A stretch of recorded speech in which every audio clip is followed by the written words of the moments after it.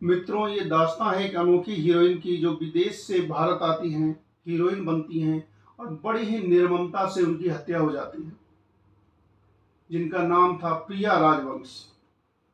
दोस्तों नमस्कार। और आज की इस एपिसोड में मैं आप लोगों को बतलाने वाला हूँ प्रिया राजवंश की मर्डर मिस्ट्री के बारे में, उनके मृत्यु के बारे में, उनके जीवन काल के बारे में और उनकी कुंडली के अंदर हत्या योग था उसके बारे में डिटेल से बताने के लिए सबसे पहले मैं आप लोगों को बतलाऊं कि प्रिया राजवंश जो नाम था, वो इनका अपना नाम जो था वो वीरा सुंदर सिंह था। ये प्रिया राजवंश नाम चेतन आनंद के द्वारा दिया गया था। बात ये होती है कि प्रिया राजवंश के जो पिताजी हैं वो सिविल सर्विस में ऑफिसर होते हैं लंदन में, और वहाँ पे ये किसी ड्रामा संस्थान से कोई कोर्स कर रही होती हैं। वहाँ से कोई फोटोग्राफ इंडिया आती है, उस फोटोग्राफ को चेतन आनंद देख लेते हैं और चेतन आनंद उस समय में अपनी जो फिल्म, उनका जो हकीकत फिल्म है 1962 के भारत चाइना युद्ध पे आधारित जो फिल्म है हकीकत, उस फिल्म को बनाने का वो सोच रहे थे। उसमें उनको एक बिल्कुल एक नई लड़की चाहिए थी हीरोइन के लिए। तो वो फोटो देखने के बाद वो पहले ही सोच लेते हैं कि अब मुझे इसी लड़की को हीरोइन लेना है, और इस तरीके से मैसेज जाता है वीरा सुंदर सिंह तक और वो फिर भारत आती है और फिल्म बनने लगती है। और हकीकत फिल्म अगर आपने देखी होगी तो निश्चित रूप से जो धर्मेंद्र की जो उसमें हीरोइन दिखाया गया प्रिया राजवंश को, काफ़ी अच्छा रोल है, काफ़ी अच्छी फिल्म है, बार बार देखने लायक फिल्म है। तो इस तरीके से प्रिया राजवंश का जो स्टार्टअप होता है वो अच्छा हो जाता है। अब बात ये आती है कि उस समय में चेतन आनंद अपनी पत्नी जो उनकी थी उमा आनंद, उनसे अलग रहा करते थे। किसी बात को लेकर फ्रिक्शन हो गया था, दो बेटे थे, पत्नी थी, लेकिन वो उनसे अलग रहा करते थे। ऐसी परिस्थिति में प्रिया राजवंश जब उनके नजदीक आती है, उनकी फिल्मों में काम करने लगती है, दोनों में प्रेम हो जाता है, दोनों एक साथ रहने लगते हैं। उस समय में तलाक का इतना आसानी से तलाक नहीं होता था, जिस वजह से चेतन आनंद तलाक नहीं ले पाते हैं और प्रिया राजवंश से शादी भी नहीं कर पाते हैं। और प्रिया राजवंश और वो साथ ही रहते हैं और फिल्मों में एक तरीके से पति पत्नी की तरह ही रहते हैं।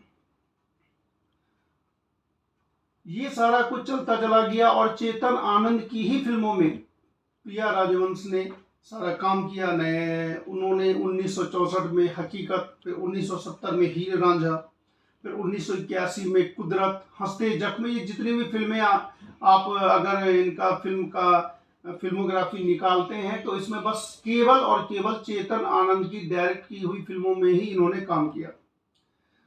इस तरीके से सारा जो भी चलता रहा, चेतन आनंद की फिल्मों में इन्होंने काम किया।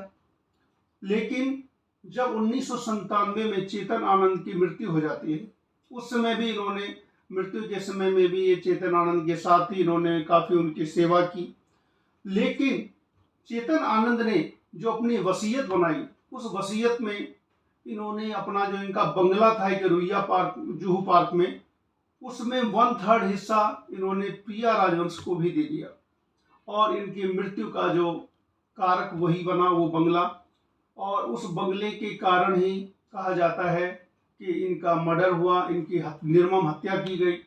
और इस निर्मम हत्या के पीछे इनकी जो नौकरानी थी, इनके जो नौकर थे, और चेतन आनंद की जो चेतन आनंद और विवेक आनंद, इनका भी नाम आया।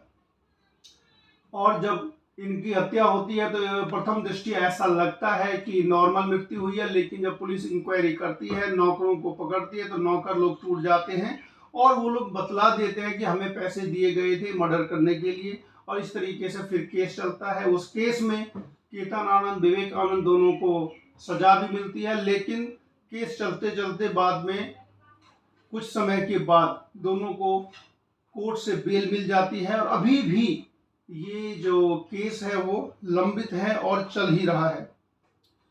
और इस पर एक प्रदीप सरकार डायरेक्टर हैं जो फिल्म भी बनाने जा रहे हैं, प्रिया राजवंश के ऊपर बायोपिक फिल्म भी बनने जा रही है। तो इस तरीके से हमने देखा कि प्रिया राजवंश लंदन से भारत आती हैं, हीरोइन बनती हैं, एक सफल हीरोइन भी बन जाती हैं, लेकिन जब वक्त आता है तो उनकी निर्मम हत्या हो जाती है। अब हम बात करेंगे कि इनकी कुंडली में ऐसा क्या था कि इनकी निर्मम हत्या हो जाती है, यानी कि कुंडली के अंदर में निश्चित रूप से एक हत्या योग तो होना ही चाहिए। और इनकी हत्या के पीछे का जो कारण था वो केवल एक था कि चेतन आनंद ने बंबई में रुइया पार्क में बंगला लिया था, काफी बड़ा बंगला था, और उस बंगले का 3 हिस्सा कर दिया गया था, जिसमें एक हिस्सा प्रिया राजवंश को भी मिलना था, और उसी के कारण इनकी हत्या भी हो जाती है। तो इस तरीके से अब हम देखते हैं कि कुंडली के अंदर आखिर क्या ऐसी परिस्थिति बनी कि इनकी हत्या हो जाती है।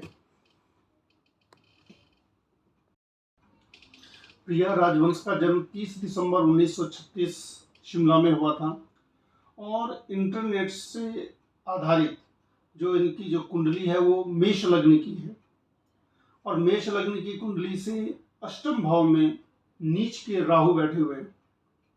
और एक ज्योतिषीय नियम ये है कि अगर 8 हाउस या 8 हाउस का लॉर्ड अगर पाप कर्तरी योग में रहेगा तो ये एक हत्या योग बनाता है। ये गुलशन कुमार जी की कुंडली में भी बना हुआ है, उनकी कुंडली में भी अष्टम भाव जो है वो पाप कर्तरी में है। और भी बहुत सारे ऐसे कुंडली मैंने देखा है कि हत्या अगर किसी की होती है तो उसके लिए 8 हाउस जो है वो मृत्यु का है, और 8 हाउस पाप कर्तरी में, या 8 हाउस का लॉर्ड पाप कर्तरी में, या चंद्रमा से 8 हाउस पाप कर्तरी में, या नवमांश में 8 हाउस पाप कर्तरी में, या पाप प्रभावित रहना चाहिए। तो इनकी कुंडली में 8 हाउस में नीच का राहु शनि से दृष्ट है, आगे सूर्य और पीछे मंगल। और ये कारण हो सकता है, ज्योतिष हमेशा संभावनाओं पर ही विचार करता है, और चूंकि एग्जैक्ट बर्थ डिटेल तो मिला नहीं है, लेकिन जो बर्थ डिटेल या फिर जो कुंडली इनकी इंटरनेट पर उपलब्ध है उससे ये कहा जा सकता है कि 8 हाउस के पाप कर्तरी योग में होने से इनकी मृत्यु होती है। और इसके अलावा जो सप्तम मंगल, जो सप्तम भाव में जो मंगल बैठा हुआ है वो विवाह नहीं होने दिया। सप्तम भाव में मंगल प्रबल मांगलिक योग बनाया हुआ है, जिसकी वजह से इनका विवाह नहीं हुआ।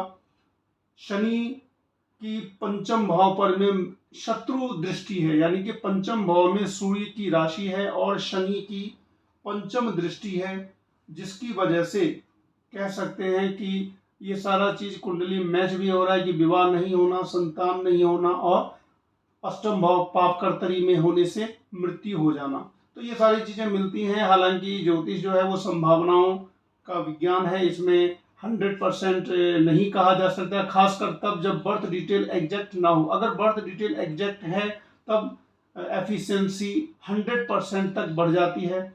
और इस तरीके से आज के एपिसोड में हमने प्रिया राजवंश की जीवन के बारे में, उनकी हीरोइन बनने से लेकर के उनके निर्मम हत्या तक की सारी बातें बतलाई, उनके कुंडली के बारे में बतलाया।